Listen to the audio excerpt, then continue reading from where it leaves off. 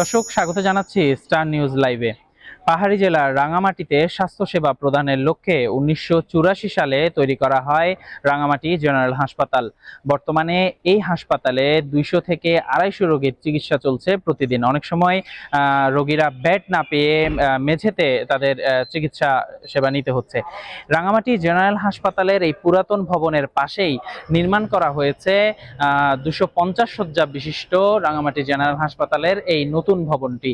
কিন্তু 6 বছর পরেও এই নতুন হাসপাতালের কার্যক্রম এখনো শুরু করা যায়নি।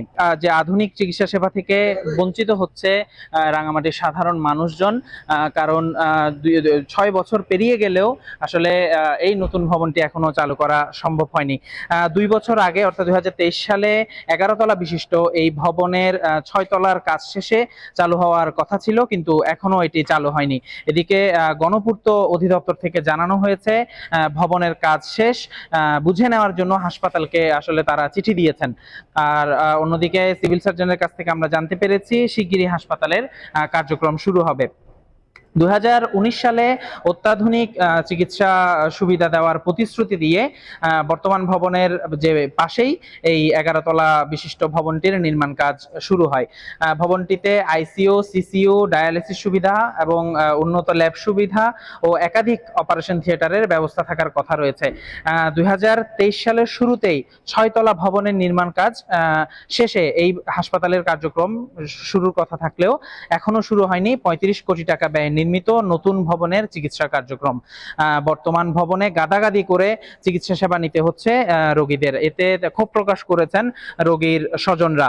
আমরা কথা বলেছিলাম রাঙামাটি জেনারেল হাসপাতালের আবাসিক মেডিকেল অফিসার ডাক্তার শওকত আকবরের সাথে।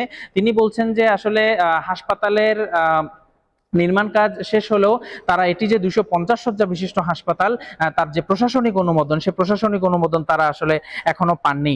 সে কারণে হাসপাতালের কার্যক্রম তারা শুরু করতে পারছেন না।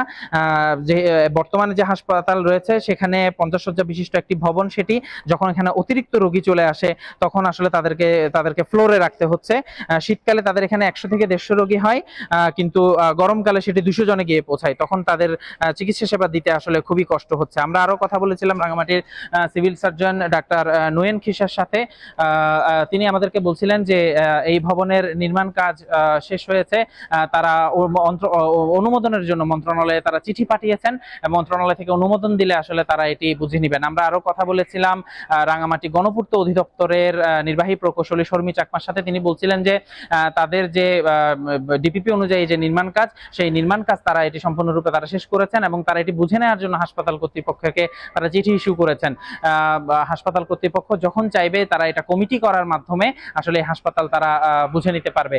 কিন্তু যারা রাঙামাটি জেনারেল হাসপাতালে চিকিৎসা নিতে আসেন, চিকিৎসকরা যে রোগীরা আসেন, সেই রোগীরা স্বজনরা আসলে খুব প্রকাশ করে বলেছেন যে দীর্ঘদিন হয়ে গেছে, 6 বছর পেরিয়ে গেছে, কিন্তু এখনো পর্যন্ত এই নতুন ভবনের চিকিৎসা কার্যক্রম শুরু না হওয়ার কারণে তাদেরকে আসলে ভোগান্তি পোহাতে হচ্ছে।